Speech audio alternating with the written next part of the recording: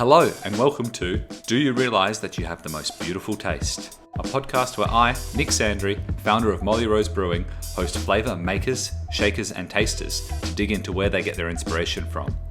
Live on this podcast, we'll grab some of their best ideas and collaborate on a drink, beer or otherwise, and the most delicious part is that you can taste the outcomes when we release the collaborations out into the wild.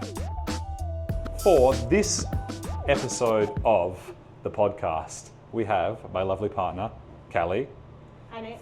From PachaMama Wines, and our daughter is in the background being a baby. Welcome to the podcast, Callie. Thanks for having me. So we're starting this podcast down here on the brew house to chat about drinks. And what drink you want to make with us? Cool. I thought one of our very, very first marketing campaigns at Molly Rose was with you. It was beer by a winemaker. It was because you were so jealous that we got to make beer every single day of the year. We got to put whatever we want in it, whenever we want in it, and refine it day after day after day after day. And you get to make wine Once a year. using just grapes. Yeah, and I think it was more about that refinement process, that being able to create a product that, that you ideally want to see. In beer, you get so many different little tweaks that you can be making in so many different areas. With wine, you can do those tweaks, but you get one chance. And I think, this is something really amazing, kind of like a recipe in a kitchen, that whilst the products change a little bit and is variation, at least you've got a chance to have a second go, a second try. Would you like to make a beer, or do you want to make a spirit, or do you want to make a vermouth, or do you want to make a liqueur? I'd like to make a vermouth. Okay, so we're not making a beer. Making vermouth. Yeah. Okay, great. I think so. Awesome. Do you have any ideas what you'd like to do? Well, I think a vermouth is a nice a nice kind of middle ground between the beer making and the winemaking. So it's using wine as a kind of base, and then taking the influence from beer, which is adding different botanicals and flavours and spices, and creating a new product, which I think would be fun. Great. Do you have any favourite vermouths that you'd like to aim for? Well, I generally like the brighter, more citrusy, fresh, but with some good bitterness in it too. Great. Are you looking to blend it? Do you want it to be in a martini, or do you want it to be in a Negroni, or do you want to drink it rocks with a slice? Rocks with a slice. Okay, cool. I guess we should get off this brew house and go and choose some vermouths to have a taste of and have a look at, and we'll continue this conversation. Sounds good. Welcome upstairs to the podcast room, Callie. Thank you, Nick. It's lovely to be here. Great. We've grabbed a couple of vermouths on the way upstairs. We have. The baby's outside eating some pesto pasta. Cheers. And we've got in our glass to start with the strawberry aperitivo, which was the Molly Rose's first kind of dabble into vermouths. We did a little tiny trial. You and I actually devised the botanicals for this one. I'd like to say that I did, actually. Oh, really? No, we did do this together. This is a fun little project that we did on a lovely sunny afternoon. I think it's quite pretty. It's got a beautiful colour. Pops with strawberries, got a nice little dry bitterness on the finish. And the best thing about it is it makes a cracking strawberry spritz.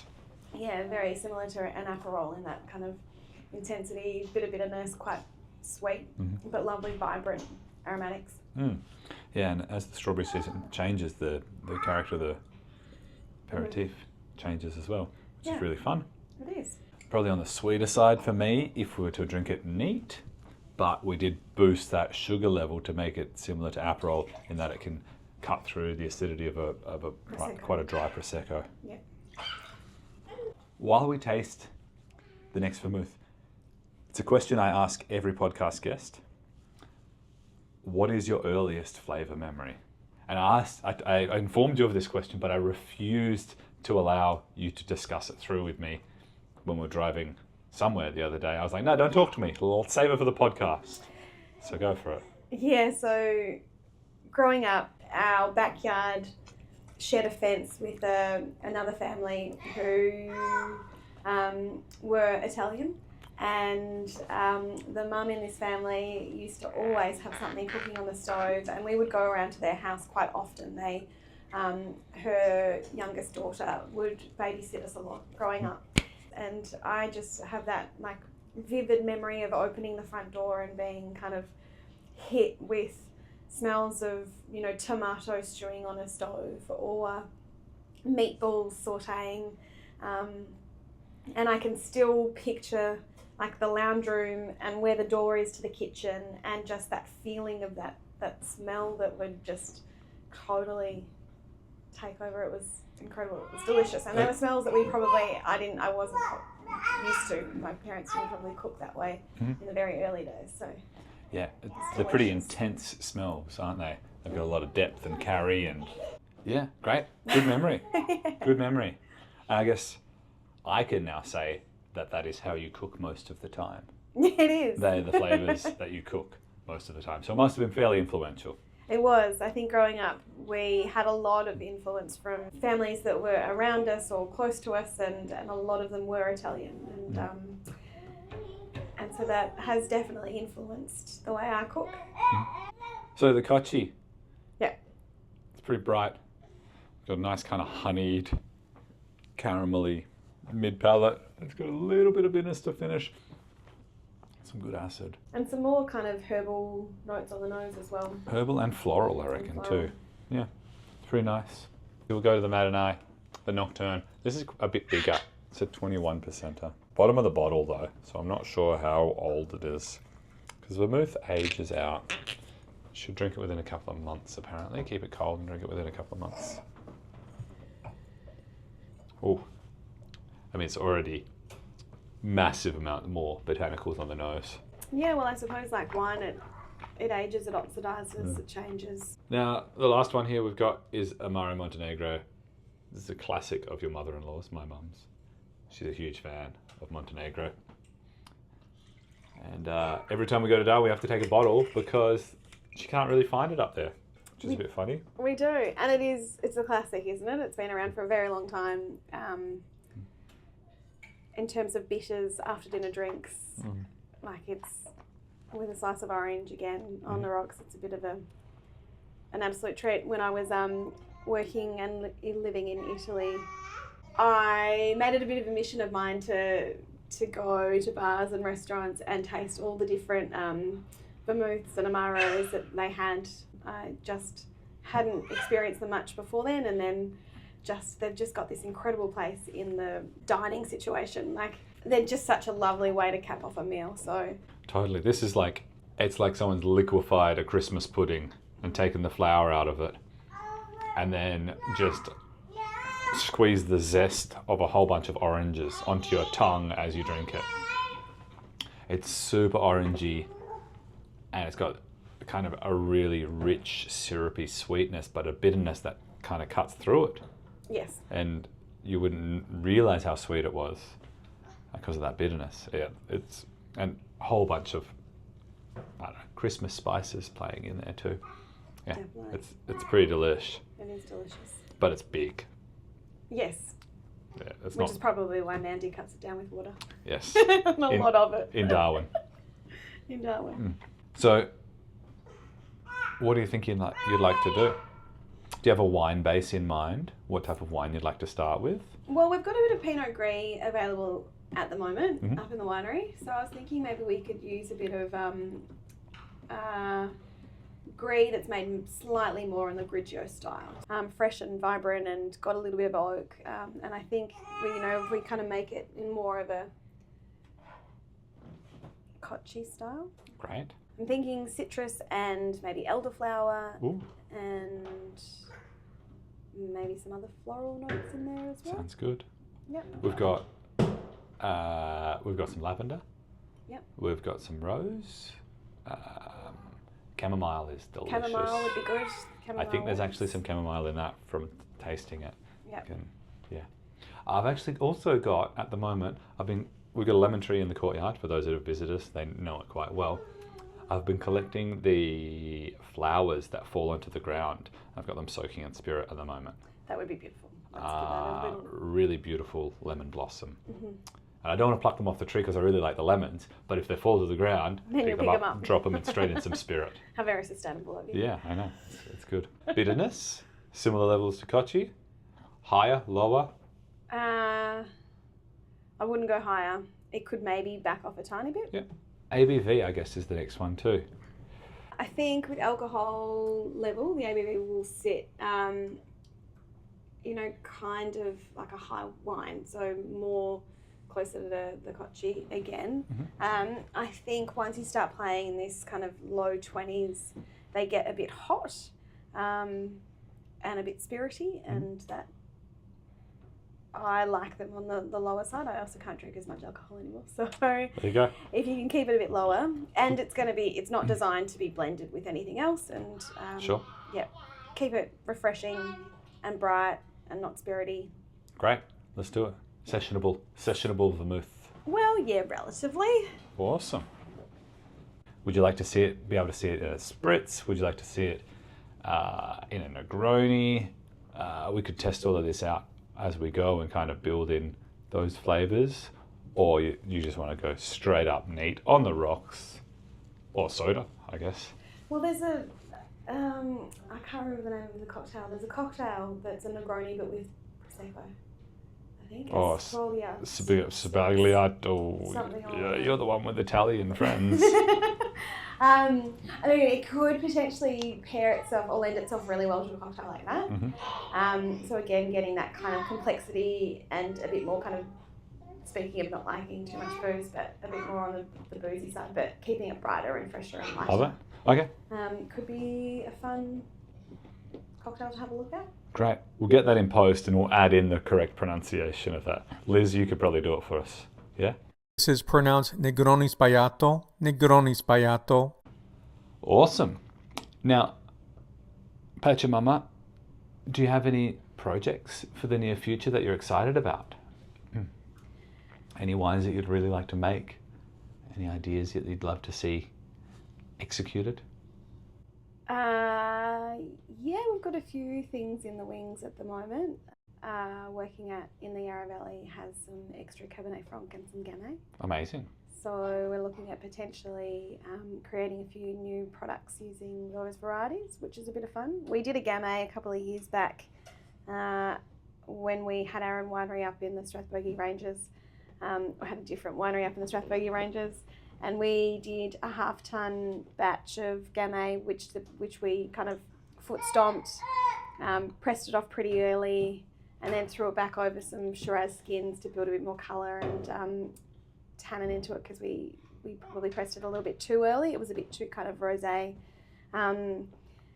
in style, but it turned out to be this like super juicy, vibrant, full of flavour wine that we didn't know what to do with, but we knew it was delicious and we wanted to do something with it. So we ended up siphoning it out of a tank and putting it into flagons. We've got a few flagons downstairs in the cool room, actually. We should see what it's like a few years later. And just playing with this new fruit that we've got access to now with the new winery and the new vineyard. So that's kind of where we're looking at the moment. Awesome. That sounds great. Yeah. Very cool. Are there any flavour trends that you're liking at the moment? Anything out there that you're enjoying? I know you had a Starbucks phase. Oh, that's a bit of a stitch up. While you were pregnant. A bit of a Starbucks drive-through. What else are you liking? Yeah, well, it was hot and I was pregnant, and the caramel coffee frappuccinos were delicious. Yeah. Yeah. Absolutely. What trends am I liking? Well, I don't know if it's a trend. I don't think that I'm actually up to date with trends at the moment. I don't go out much at the moment right now.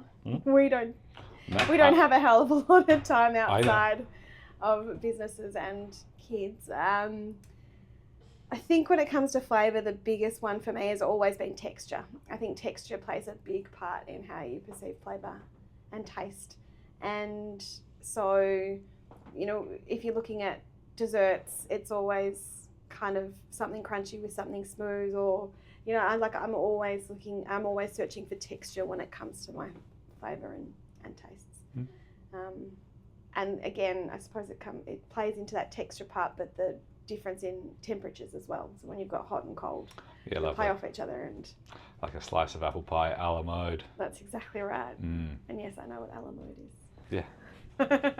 And have you had a dining experience or an eating or drinking experience in the last kind of 12 months, apart from the Starbucks, that you loved? Anything you want to point out? Anyone you want to shout out? You might be able to jog my memory, but I did have a gimlet lunch, which is probably one of the more fancy lunches I've had for a very long time, and absolutely loved it. I mean, we were celebrating, so we were in good spirits. Yep. Which always makes food taste better. I'll just clarify that we wasn't Callie and I. It was Callie and some other people at Gimlet, not myself. I was looking after the children. But I got a lot of joy out of eating at Gimlet. The food was just, it was simple ingredients, but exceptionally executed. Yep. And the balance was just out of this world. Yeah. So you definitely had fun that day, I did, which was wonderful. Which was great. And the drinks were all, thoughtful. Like, there was a lot of thought that was put into the drinks and how they match, which I think is something that you guys do here too, having that kind of thought through the whole process. Shouldn't bang the table. The microphone. Probably not. That's all right. I will give a shout out to Hawke's Potato Farm. Oh, yes. On Sunday, as a recovery after a lovely wedding of a couple of friends of ours, we went to Hawke's Potato Farm and Down on the Mornington Peninsula. In the Mornington Peninsula, and had a fantastic bowl of chips. Couple of bowls of chips. It's a potato farm, and they do them, chips. Fried them. Yeah, they are so good. Covered them in salt. So good. They're like the best roast potato combined with the best chip you've ever had in your life. Yeah. Crispy, crunchy, golden all the way around, smooth and fluffy on the inside. They were chip perfection. They were. Like, you've got the really hot, crispy, salty chip with the cold sour cream, spring onion dip. Yeah. Like, it's that whole combination of like cold and hot and crispy and smooth, and that's what I think makes flavour and food exceptional for me. Yeah. I mean, it is, texture's not something that's thrown out there very much. There you go. There you go. Heard it here first. Not at all. I think it's well known. Otherwise, you wouldn't do hot pie with ice cream. A la mode. Yeah. I think we're almost done. The baby's almost finished all of her food, so she's getting a bit restless. Is there anything else you want to add, Callie, to the podcast? What happens with the drink once it's made?